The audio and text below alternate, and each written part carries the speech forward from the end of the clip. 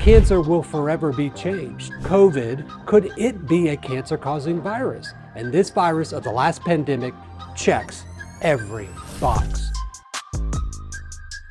The last 3 years, I think, have really changed, obviously, the world, but it's changed medicine. And medicine's been the vector that has, I think, changed the world. And what you've seen over the last 3 years through the pandemic is doctors that boldly stood up, that boldly spoke out truth. They did so in a manner that didn't destroy, they didn't back down, they spoke truth, because it's who they are. And I've watched that over the last 3 years. And honestly, the first year of the pandemic, I was a little numb. I was busy taking care of people with cancer because so many other places in where we were in Arizona wouldn't see people with cancer, because all of a sudden diseases as they existed pre-COVID no longer exist, because now you just had COVID.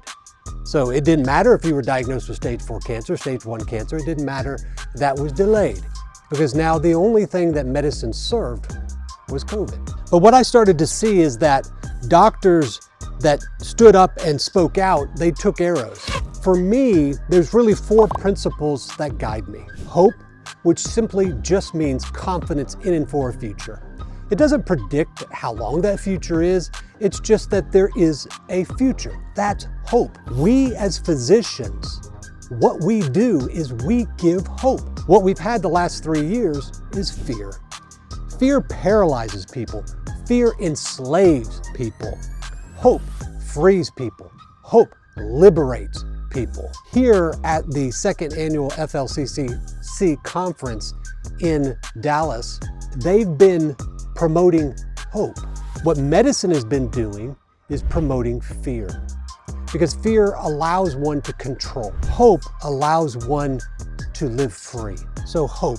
Second is heal. And that's clearly, these physicians here, they sought to heal. And when they were told they could no longer serve patients in healing, then that's what made them stand up and speak out. So teach. The word doctor in Latin, dossier, literally can be translated to mean teacher. And what we have here is a bunch of healers that are teaching. Medicine was founded on the purpose of healing, of teaching. But what medicine has become, it's become a system that propagates profits over patients, fear over hope. And the last is serve. What it means to be a physician is the very essence of what it means to serve. It is our honor as physicians to serve patients, even the sickest, those that maybe we don't think there's hope. Our job is still to give them hope, because we never know what the body can do. Our job as physicians is not to tell the body what it can do, but to tell the body what it can do and then see what it'll do. So hope, heal, teach, and serve. What I knew is that for me, my calling was actually to stand up and give hope, to stand up and heal, to stand up and teach, and to stand up and serve. Between it, spike protein and long COVID. Let's welcome Dr. Goodyear now. Some of the smartest people I know are here, but this is not just about doctors, it's also about patients, advocates, people that want to actually restore medicine to its purpose. That's heal and teach.